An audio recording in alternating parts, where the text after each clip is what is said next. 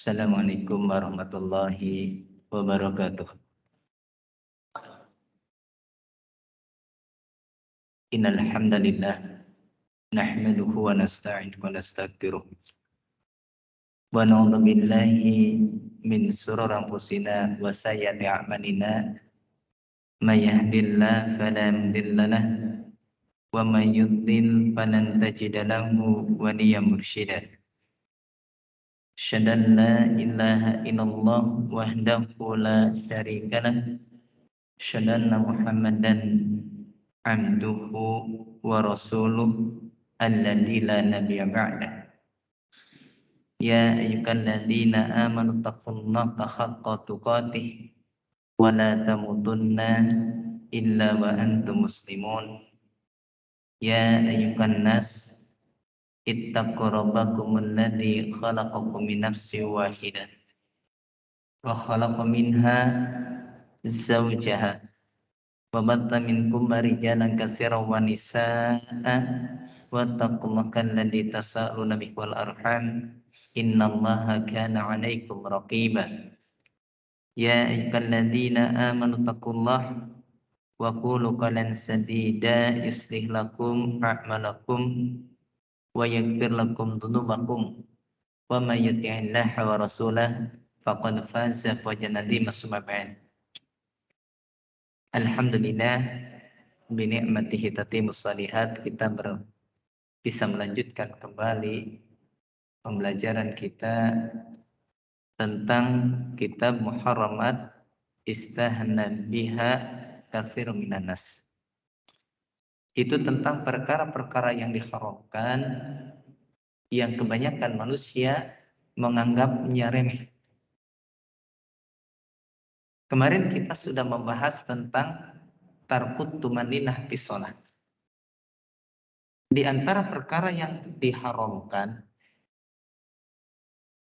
di antara yang sering diremehkan adalah meninggalkan tumaninah di dalam sholat. Banyak orang menganggap tumaninah itu bukan sesuatu yang penting. Padahal yang namanya tumaninah itu adalah perkara yang akan menjadikan sholat tersebut sah atau tidak. Itulah sebabnya kenapa kemarin kita melanjutkan. Setelah halaman yang ke-16, kita masuk pada halaman yang ke-17. Ya, di sana bahasanya qala Rasulullah sallallahu alaihi wasallam, Rasulullah SAW beliau bersabda, kata Rasul, la tuzzi salatul rajul hatta yuqimma dhahrahu fir ruku'i was sujud. Kata Rasulullah SAW, tidak sah salat seseorang sampai dia menegakkan punggungnya atau meluruskan punggungnya di dalam salat dan di dalam ruku dan di dalam sujud. Kalimat ini itu menunjukkan bahasanya orang yang sholatnya dia belum sempat rukunya punggungnya lurus, atau ketika sujud punggungnya pun lurus walaupun menjorok ke bawah, ini menunjukkan artinya tumaninah, maka orang tersebut sholatnya tidak sah. Sholatnya tidak sah. Dan ini banyak, apalagi kan saya sampaikan pada pertemuan yang lalu, nanti sebentar lagi di bulan Ramadan, bagaimana kita dapati banyak sekali kaum muslimin yang terkadang menganggap remeh tentang masalah tumaninah, terutama di dalam salat tarawih. Mereka ketika sholat tidak memperhatikan tentang ketumaninahan. Yang dikejar adalah cepatnya. Yang dikejar adalah segera selesainya. Dan inilah yang menjadikan berapa banyak orang yang sholat dia tidak mendapatkan pahala sholatnya. Sebagaimana kata Rasul di dalam hadis riwayat Imam At-Tirmidzi. Rubba min, di sana dikatakan bahasanya rubba min musallin, tidak sedikit dari orang yang salat. Atau dalam kalimat yang lain, rubba min qaimin, tidak sedikit orang yang qaim, orang yang berdiri salat di waktu bulan Ramadan, di waktu salat tarawih, Laisa laku min qiyamiki, dia tidak mendapatkan apa-apa dari qiyamnya, dari sholatnya tersebut, ila sahar, melainkan hanya begadang saja. Dia menahan ngantuk ba'da isya, dia melaksanakan sholat tarawih, tapi dia tidak mendapatkan pahala dari tarawihnya. Kenapa? Karena tarkut tumaninah, dia meninggalkan tumaninah. Dia capek sholatnya, dia lelah sholatnya, sampai dia berani menahan kantuknya. Sholat malam, sholat tarawih, qiyamul lail di bulan Ramadan sejak ba'da isya sampai selesainya waktu sholat. Tapi dia tidak mendapatkan apa-apa. Laisalah, ya. Min qiyamih, dia tidak mendapatkan apa-apa dari qiyamnya tersebut.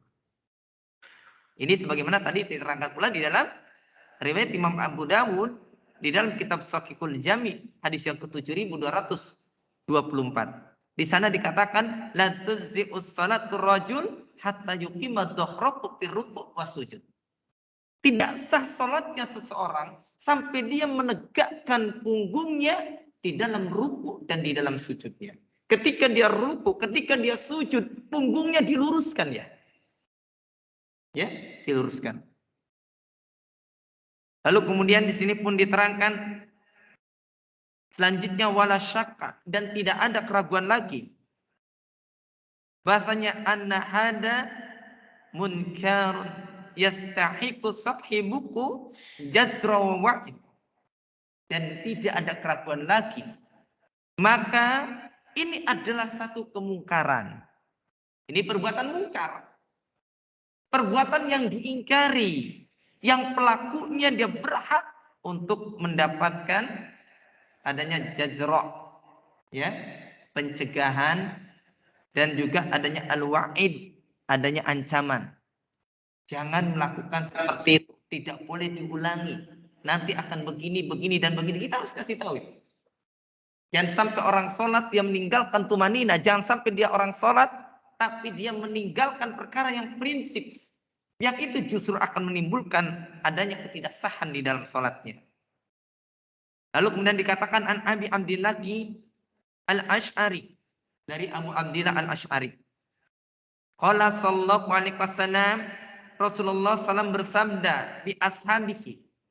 Rasulullah SAW itu pernah berkata kepada para sahabatnya, summa jalasa fi ta'ifah minkum, kemudian Rasul duduk ya di sekelompok dari mereka. Rasul pernah ngobrol, berbicara kepada para sahabat, setelah itu Rasul duduk di dalam masjid. Kemudian padaqala rajulun, kemudian masuklah seorang laki-laki. Jadi ketika Rasul itu setelah berbicara dengan para sahabatnya, Rasul duduk. Seperti kita ini misalkan sedang selesai sholat, kemudian setelah itu duduk ngobrol dengan yang lain. Tiba-tiba pada khala rajulun, maka datanglah seorang laki-laki, faqama yusalli, maka dia pun berdiri dan melakukan sholat. Datang terlambat ya, kemudian sholat. Kemudian faja'ala yarka'u, maka kemudian dia pun menjadikan rukuknya wayan kurupi sujudihi, dan dia pun mematuk di dalam sujudnya. Dia ruku dan sujud, mematuk di dalam sujudnya. Ya, disebut mematuk karena saking cepat. Allahu Akbar, Allahu Akbar, Allahu Akbar, itu seperti yang quru namanya. Mematuk. Ya. Kemudian faqala Nabi sallallahu alaihi wasallam, maka Nabi sallallahu alaihi wasallam beliau bersabda, kata Nabi, atarawna hada, apakah kalian melihat orang ini? Rasul berkata kepada para sahabatnya, kepada orang yang sholat, sholatnya dia seperti burung mematuk. Di dalam rukuknya, di dalam sujudnya. Dia Allahu Akbar, kemudian bangkit lagi, Allahu Akbar, dia duduk lagi. Langsung Rasul mengatakan, apakah kalian lihat ini? Lihat nih orang yang sedang sholat ini. Man mata ala hada, barang siapa yang mati di atas ini, sholatnya seperti sholatnya ini. Langsung Rasul dengan tegas mengatakan, man mata ala hada, barang siapa yang mati di atas sholatnya ini, mata ala ghairi milati Muhammadin sallallahu alaihi wasallam, dia mati di atas bukan milahnya Nabi Muhammad. Bukan di atas agamanya Nabi Muhammad. Itu adanya wa'id, ancaman. Menunjukkan Rasul benci orang yang sholat, kemudian seperti mematuknya burung. Antum lihat kalau burung, gak usah jauh-jauh, antum punya merpati, burung dara kan? Kita kasih makanan, dia matuk. Bagaimana cara makannya burung? Sangat cepat. Bayangkan kalau seperti kejadian-kejadian yang sempat viral beberapa waktu yang lalu. Sholat tarawih, kemudian hanya dalam waktu 7 menit saja. Luar biasa. Iya kalau tarawihnya cuma 1 rakaat. 7 menitnya 23 rakaat. Itu kan unik min aja. Sekarang 1 rakaatnya berapa detik ikhwah? Kalau 7 menit 7 rakaat, 1 menit 1 rakaat mending. Ini 23 7 menit ikhwah. Kayak apa ini salatnya? Betul-betul tarku tumanina. Lalu kemudian setelah itu pun Rasul mengatakan bahasanya yankuru sholatahu, dia mematuk di dalam sholatnya kama yankurul ghurab adam, sebagaimana burung gagak dia mematuk darah. Burung gagak itu kan suka makan bangkai kan? Dia patuk lagi, cepat sekali sholatnya. Ditinggalkan tumaninahnya. Coba kalau kita baca hadis ini saja, kita takut ikhwah. Masa kita ini mau sholat sembarangan? Kita menghadap Allah kok. Pengennya cepet-cepetan. Lalu kemudian dikatakan innama masalul ladzi yarka'u wa yanquru fi sujudih. Maka Rasul membuat permisalan, hanyalah perumpamaan orang yang yarka'u wa yanquru fi sujudih. Orang yang ruku dan mematuk di dalam sujudnya, kal ja'i, seperti orang yang ja'i, seperti orang yang lapar, la yaqulu illa tamroh wa tamrotain, seperti orang orang yang lapar makan 1 atau 2 kurma. Maka Rasul mengatakan pamadatubniyani anhu, bagaimana dia bisa mencukupi, bagaimana dia bisa kenyang hanya makan 1 butir kurma. Orang kelaparan hanya makan 1 kurma, 2 kurma, yang nggak kenyang. Seperti orang sholat kayak tadi, mematuk seperti burung. Allahu Akbar, Allahu Akbar, Allahu Akbar, Allahu Akbar. Terus saja begitu. Ini dosa ikhwan. Sampai Rasul mengatakan bahasanya man mata ala hada, barang siapa yang mati di atas ini, mata ala ghairi millati Muhammadin sallallahu alaihi wasallam, dia mati tidak di atas agamanya Nabi Muhammad sallallahu alaihi wasallam. Katanya kita umat Nabi Muhammad. Rasul memberikan peringatan seperti itu tapi nggak mau tahu. Rasul memberikan peringatan seperti itu tapi kita nggak pernah peduli. Sholat kok buat mainan. Lalu kemudian setelah itu pun ya, hadis ini diriwayatkan oleh Imam Ibnu Khuzaimah di dalam kitab Shahihnya juz yang pertama halaman 322. Bandur sifatus salatin Nabi Lil Albani, dan juga kemudian lihatlah di dalam sifat salat Nabi pada halaman 131. Kemudian di dalam hadis yang lain diterangkan wa an Zaid bin Wahb, dari Zaid bin Wahab. Lihat, dicantumkan hadisnya banyak sejak kemarin tentang haramnya meninggalkan tumanina di dalam salat. Dari Zaid bin Wahab, beliau mengatakan Ra'a Hudzaifah rajulan. Hudzaifah pernah melihat seorang laki-laki. Zaid bin Wahab ini seorang tabi'in. Berarti zaman setelah Rasul wafat. Para sahabat, Hudzaifah adalah seorang sahabat.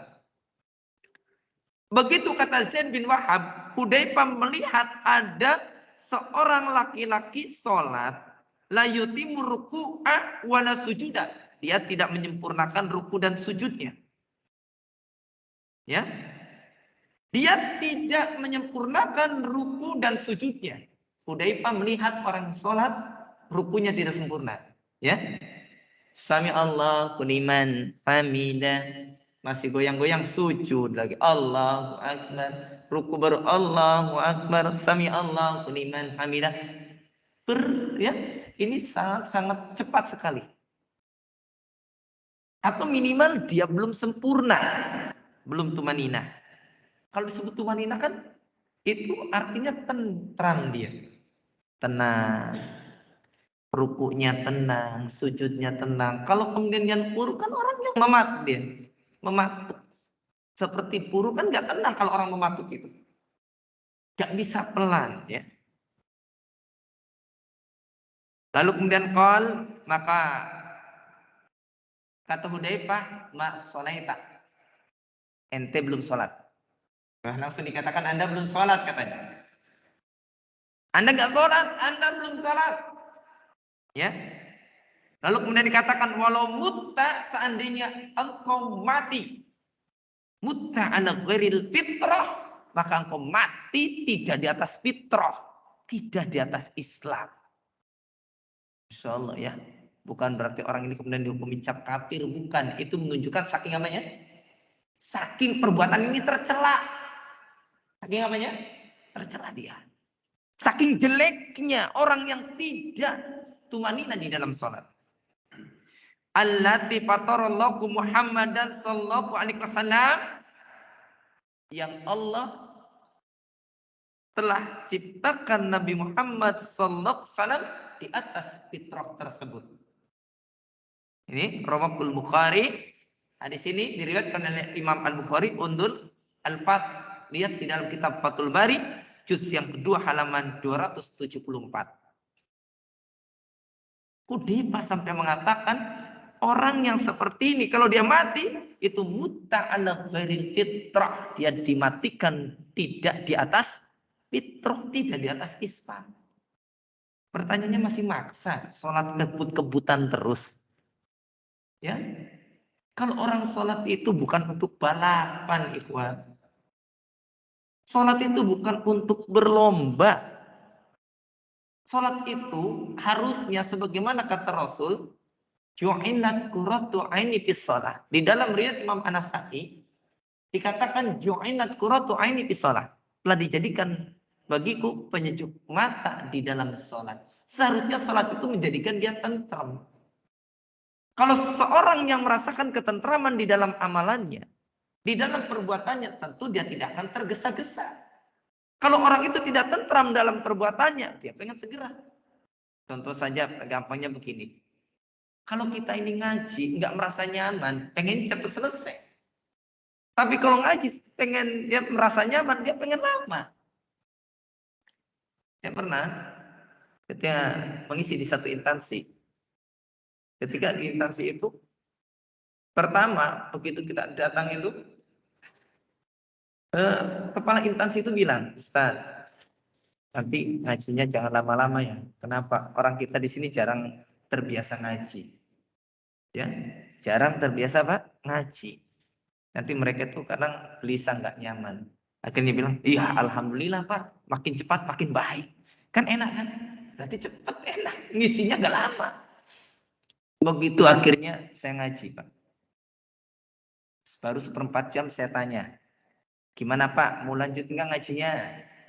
Sampaikan kepada orang yang hadir jamaah. Oh lanjut Ustaz, lanjut. Lanjut lagi. Udah 1/2 jam, anak nggak ngomong waktunya udah berapa. Masih mau lanjut enggak? Lanjut lagi. Terus sampai 1/4 minta lanjut. Pertanyaannya, kenapa mereka seperti itu? Ternyata sudah mulai merasa nyaman. Saya ajak dialog mereka. Ya, begitu ngaji dia sampaikan pertanyaan, jadi mereka aktif. Gak jadi ngantuk, setelah itu mereka kemudian tertarik. Dan itu saya tidak suruh lihat jam. Sengaja nggak lihat jam, HP-nya suruh simpan. Coba kalau lihat jam, wah iya sudah sejam. Wah itu kan lama. Kan sering saya sampaikan kalau orang datang ke lampu merah. Kenapa lampu merah itu cuma 40 detik terasa lama. Waduh 40 kan gitu kan. Apalagi kalau tulisannya 100. 100 detik lama nggak? 100 detik itu sebenarnya berapa menit sih? Hanya semenit 40 detik kan? Ada 2 menit enggak? Enggak ada, tapi terasa lama atau terasa sebentar? Lama ikhwah. Betul ya? Coba antum lagi chattingan, coba antum lagi main HP, 2 menit cukup enggak? Wah, kurang ikhwah. Tahu-tahu sudah habis kuota ikhwah. Jadi sesuatu itu terasa lama kalau kita memperhatikannya. Kalau kita memikirkannya, lama. Kalau kita ini ngaji, mikirin ini selesai kapan, lihat jam lagi, lihat jam, ya lama. Kayak sebentar lagi bulan Ramadan, puasa. Kalau kemudian kita puasa, lihat jam lagi, tambah lapar. Kalau puasa kita nggak pernah liatin jam, insya Allah, tahu-tahu udah sore. Ajak aja aktivitas, bikin kita sibuk, insya Allah tahu-tahu udah beres. Betul nggak?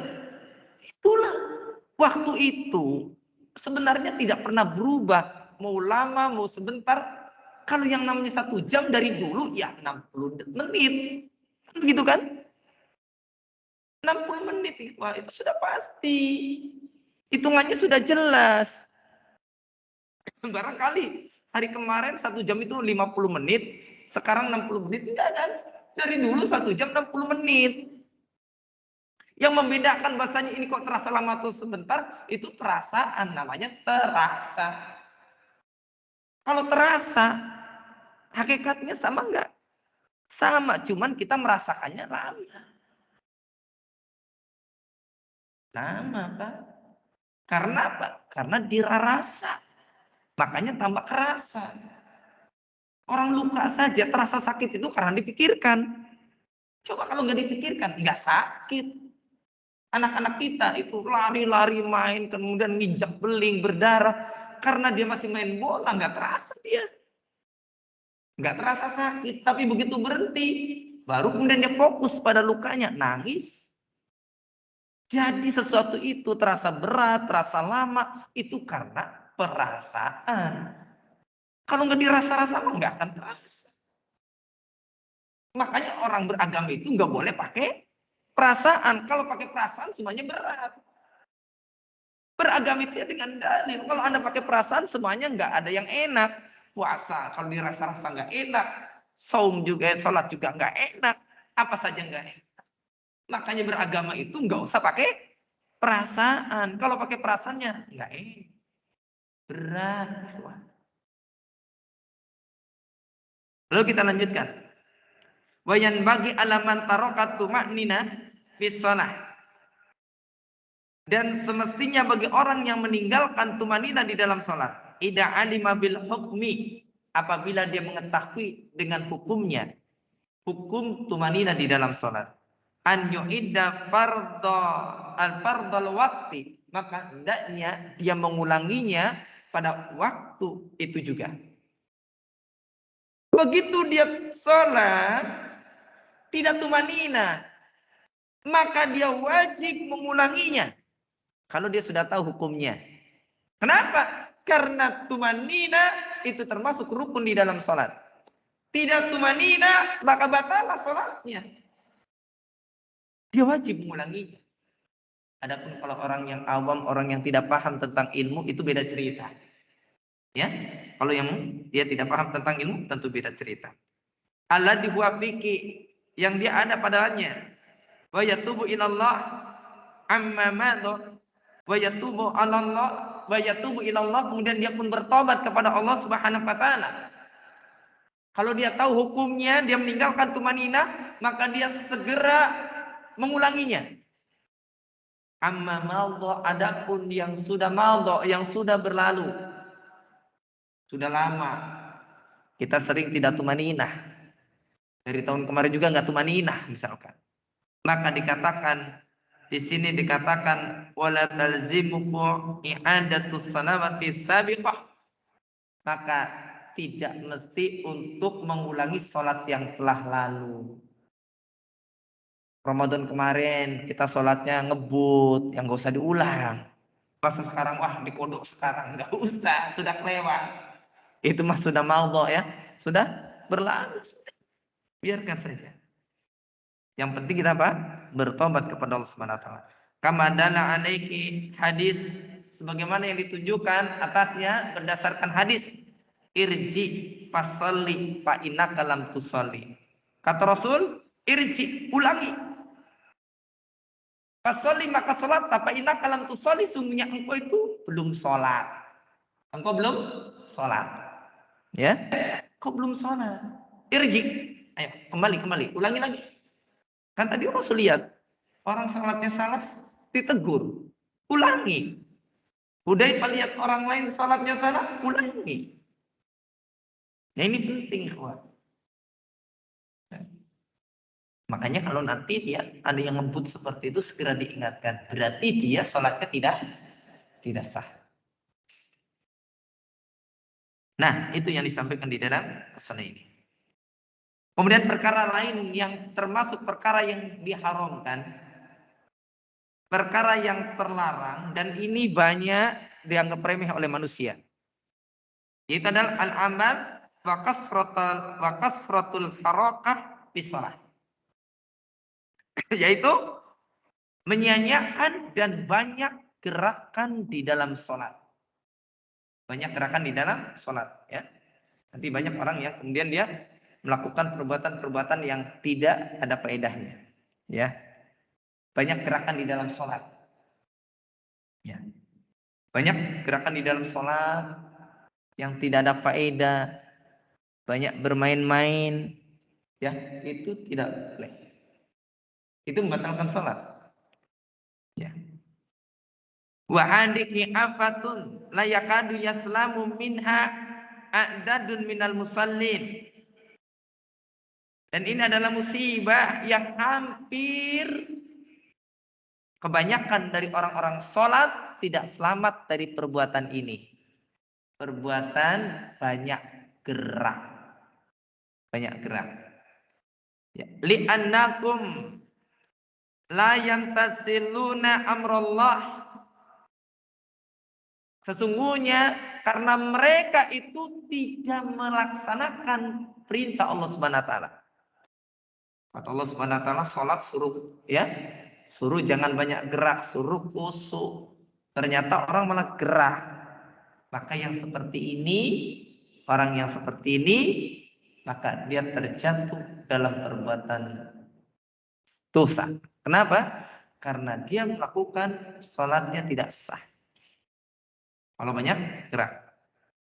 Ini sebagaimana perintah Allah Subhanahu wa taala, wa qumu lillahi qanitin, dan kemudian berdirilah kalian salat bagi Allah Subhanahu wa taala dalam keadaan khusyuk.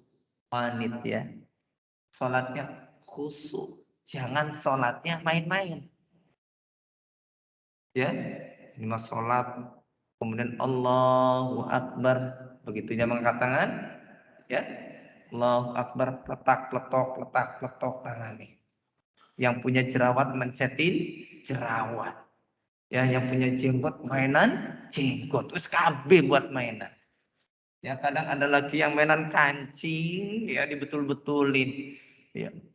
Atau mungkin ada orang yang pas sholat dia lupa ngancingin baju.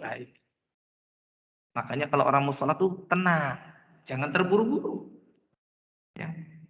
Ini sebagaimana tadi dikatakan dalam surah Al-Baqarah ayat yang ke-238. Wala yaqiluna qalallah, dan mereka pun tidak paham tentang firman Allah Subhanahu wa taala. Allah mengatakan qad aflahal mu'minun. Sungguh telah beruntung orang-orang yang beriman. Alladzina hum fi salatihim khashi'un. Itu mereka orang-orang yang khusyuk di dalam salatnya. Adanya aflah, adanya keberuntungan itu karena apa? Itu karena orang tersebut sholatnya khusyuk. Adapun yang tidak khusyuk merugi dia. Ya, merugi. Ini ada dalam surah Al-Mu'minun ayat yang 1 sama yang kedua. Kemudian dikatakan walamma su'ila sallallahu alaihi wasallam an taswiyati turab fis sujud. Dan tatkala Rasulullah SAW itu ditanya tentang meratakan tanah di dalam sujud. Karena dulu Masjid Nabawi itu belum pakai keramik, Pak. Sholatnya belum pakai apa? Keramik. Ketika lantainya belum pakai keramik, itu otomatis lantai itu pasir. Lalu kemudian ketika sujud, itu banyak pasir yang kemudian berbentuk kerikil, itu suka mengganggu tempat sujud kita. Rasul pernah ditanya, su'ila an taswiyati turab. Itu ditanya tentang apa? Meratakan tanah tersebut. Kira-kira ketika sujud kan biar nanti kita ini nggak sakit keningnya, kita ratakan. Boleh enggak? Seperti itu. Lalu kemudian dikatakan, kata Rasulullah SAW, di sana dikatakan la tamsah wa anta tusalli. Janganlah kau mengusapnya sedangkan engkau dalam keadaan sholat. Jangan kau usap. Setiap sujud diusap lagi. Setiap sujud diusap lagi. Jangan. Fa in kunta labuda fa'ina. Dan jika engkau mesti harus melakukannya, kalau terpaksa nih karena nanti mengganggu. Kita sujud, kening kita sakit. Kita sujud kemudian kita tidak konsentrasi di dalam sujud. Kalau memang seperti itu. Kata Rasul, fa in kunta labuda fa'inan.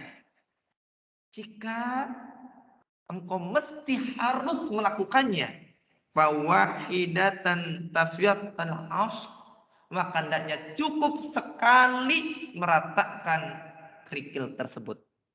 Cukup berapa? Sekali saja. Pas sujud pertama langsung ratakan. Sudah. Jangan setiap sujud. Itulah sebabnya kenapa banyak orang yang sholat nggak pakai peci, rambutnya gaper. Tarik lagi. Itu tidak boleh. Ya. Saya meratakan tanah saja, padahal itu penting. Ternyata banyak yang tidak mau melakukan sekali. Banyaknya sering, berulang kali. Ya. Ini rawahu Abu Dawud. Hadis ini diriwayatkan oleh Imam Abu Dawud. Wa huwa fi Sahihil Jami, dan itu dicantumkan dalam kitab Sahihul Jami hadis yang ke-7452. Wa qad dzakara ahlul ilmi, dan sungguh ahlul ilmi telah menyebutkan anal harakal kasirah al mutawaniyah. Bahasanya sesungguhnya gerakan yang banyak lagi berturut-turut. Banyak lagi berturut-turut, berurutan nih. Ya. Bi ghairi hajatin, dengan tanpa ada hajat, tanpa ada keperluan. Tubtilus shalah, maka dia membatalkan sholat. Makanya kan kalau kita suka mendengar ada orang 3 gerakan, kan itu kan? Ya, 3 gerakan batal. Itu sebenarnya bukan masalah hitungannya 3, masalahnya adalah yaitu kasratul harokah. Banyak apa? Banyak gerak. Itu pun karena dia berurutan. Kalau kita lagi sholat ada nyamuk, teplak 1 sudah. Ya. Kemudian rakaat kedua nyamuk lagi, tepak lagi, sudah. Ini mah ada nyamuk tepak nggak kena. Terus aja ditepakin. Nah, ini enggak boleh gua. Ya. Pertanyaannya kalau nyamuk gigit kita, kemudian kita pencet gak kena, sudah kemudian dia gigit terus, kira-kira ngabisin 1 ampul nggak? Ya? Enggak kan? Nah. Kalau bisa diusir-usir sekali udah. Jangan ini akhirnya tepuk sini, tepuk lagi, kami ditepuk. Akhirnya imamnya sudah sujud, dia masih sibuk nepukin nyamuk. Ini kan kesalahan kita banyak bergerak.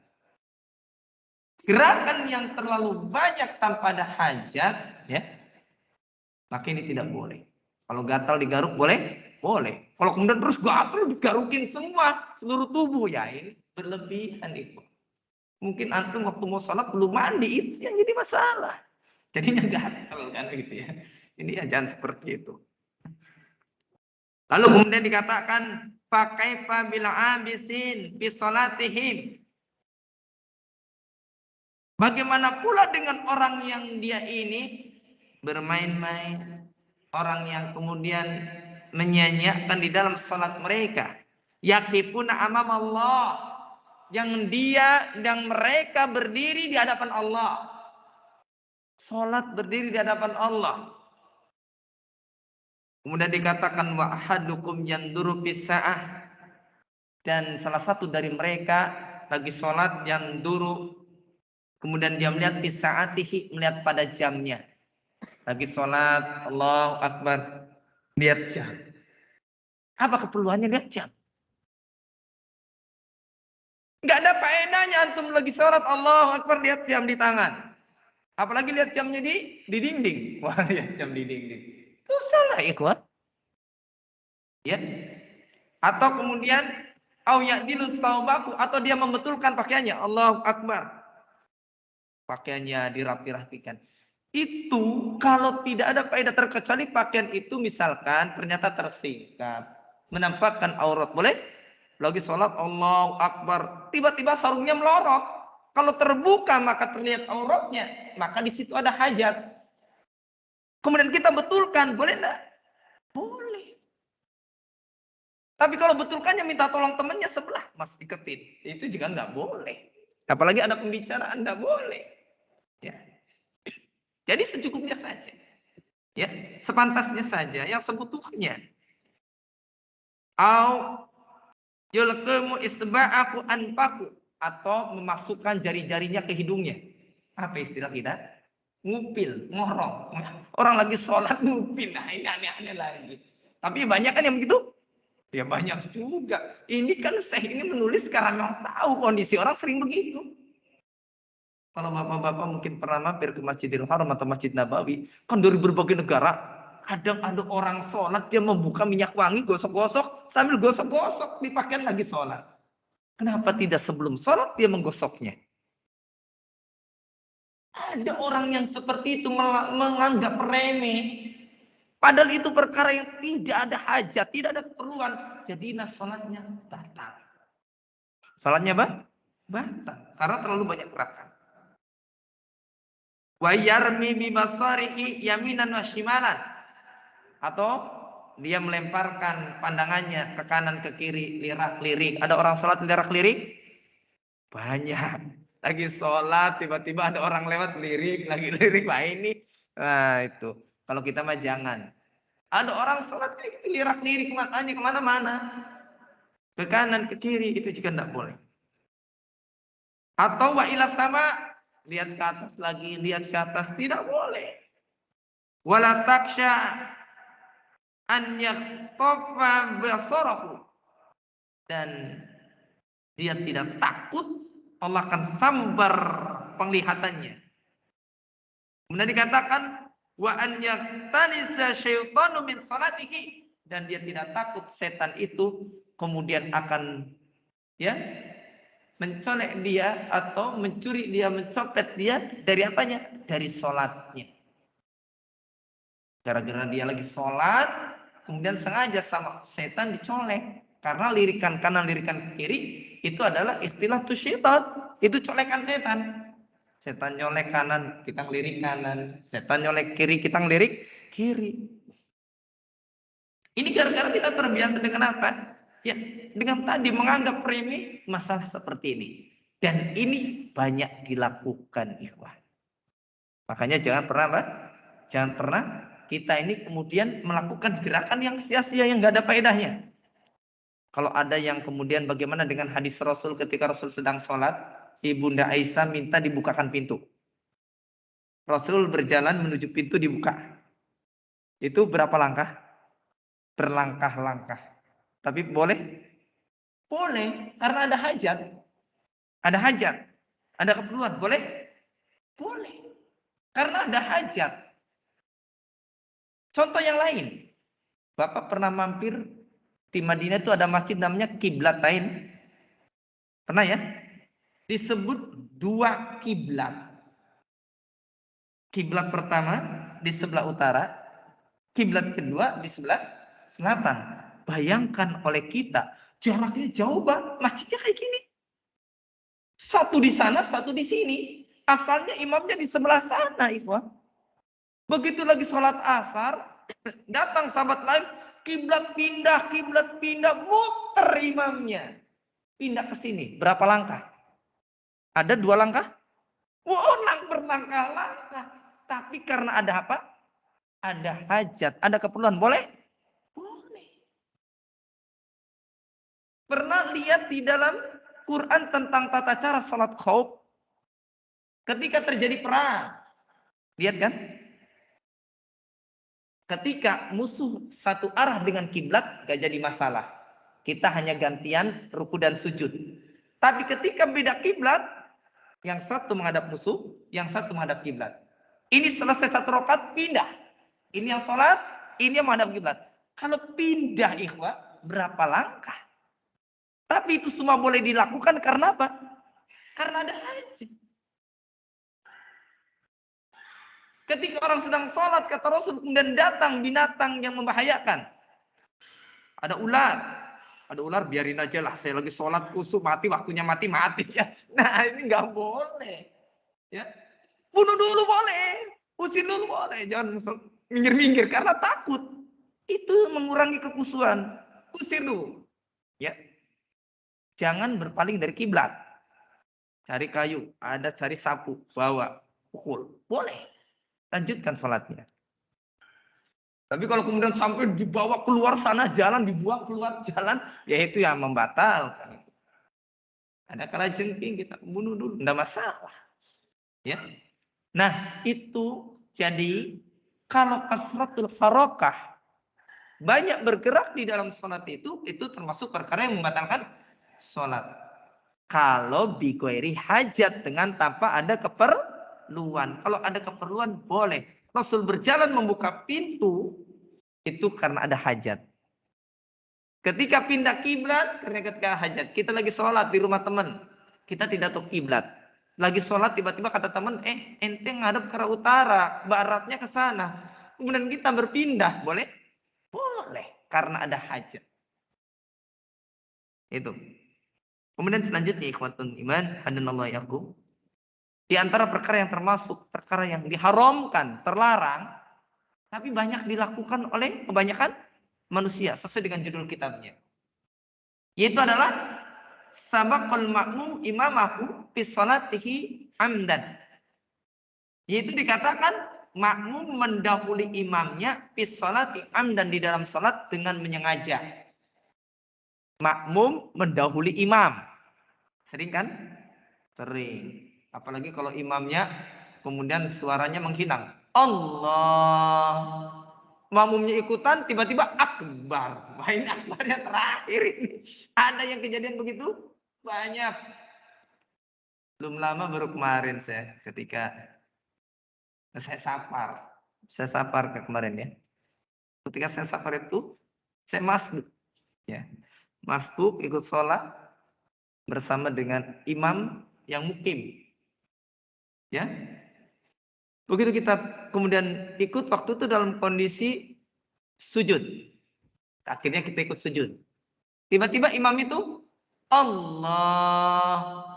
Itu makmum sudah duduk semua baru akbar. Nah, ini juga berarti kesalahan imamnya kalau yang begini. Perintah itu harus jelas. Allahu Akbar. Sudah begitu. Jangan Allah. Hilang dulu. Baru ketemu lagi. Akbar. Jangan. Ya. Kalau Allah misalkan begitu. Akbarnya dipelankan. Ya itu terserah. Tapi kalau Allah hilang. Akbarnya nyambung putar kemudian. Ini juga membuat bingung makmum. Membuat bingung makmum.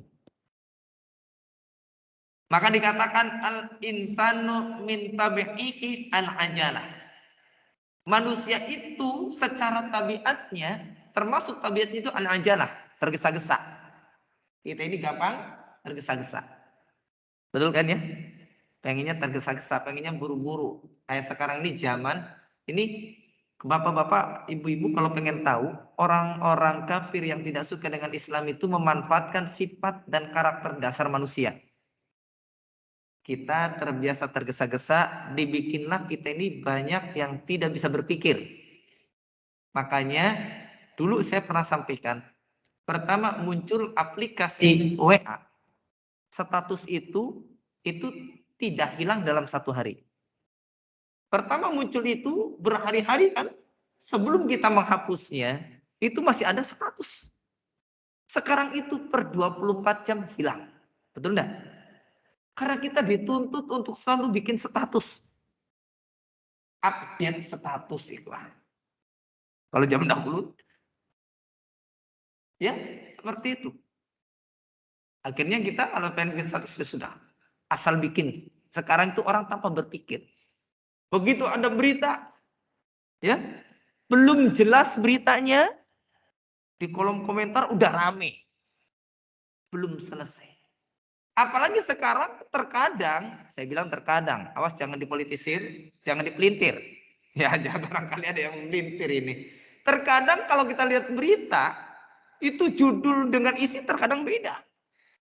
Ya, itu terkadang beda. Orang baru lihat judulnya sudah komen duluan. Belum tahu isinya udah dikomentari. Ya, itu.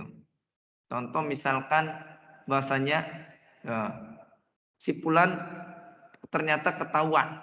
Ya. Ketahuan. Begitu kemudian langsung isinya dia ketahuan berbuat baik. Disangkanya ketahuan mencuri. Itu orang sudah komen duluan. Sudah kemudian tanpa berpikir panjang, itulah sifat ajalah manusia.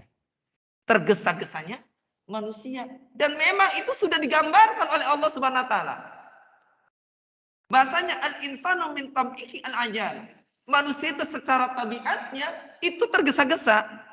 Ini sebagaimana kata Allah Subhanahu wa taala pada surah Al-Isra ayat yang ke-11, Allah mengatakan wa kanal insanu ajula. Dikatakan dan adalah manusia itu ajula. Lihat Allah menggunakan kalimat ajula. Ajulan itu wajan fa'ulan. Kalau dalam bahasa Arab itu balagh artinya banyak. Kalau ajil yang tergesa-gesa, tapi kalau ajulan banyak tergesa-gesanya. Gofir yang mengampuni, kalau gopur banyak mengampuni. Kan begitu kan? Ya. Syakir yang bersyukur, kalau syakur yang banyak bersyukur. Makanya Rasul mengatakan afala akuna amdan syakur. Apakah kau tidak boleh menjadi hamba yang banyak bersyukur? Ini pun Allah mengatakan wa kanal insanu ajulan, dan adalah manusia itu ajul. Ajul. Bagusnya namanya ya. Ajul. Kang Ajul. Masya Allah. Itu tukang tergesa-gesa. Banyak tergesa-gesa. Banyak bahasa Arab itu secara nama kelihatan bagus, artinya jelek ternyata. Ya, artinya apa? Jelek. Ya, saya pernah sampaikan, kan ada nama Mutofib, bagus ya. Mutofib kan bagus kan? Namanya siapa? Ahmad Mutofib. Bagus nggak? Mutofib pakai F lagi. Mutofib gaya, Pak.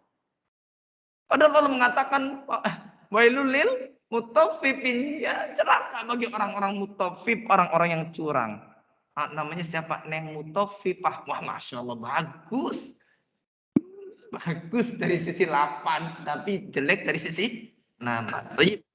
Itu baru kita berbicara tentang, yaitu manusia itu punya sifat hukum asal. Sifatnya adalah apa? Sifatnya adalah ya al-ajalah, suka tergesa-gesa. Makanya manusia itu dikatakannya ajulan.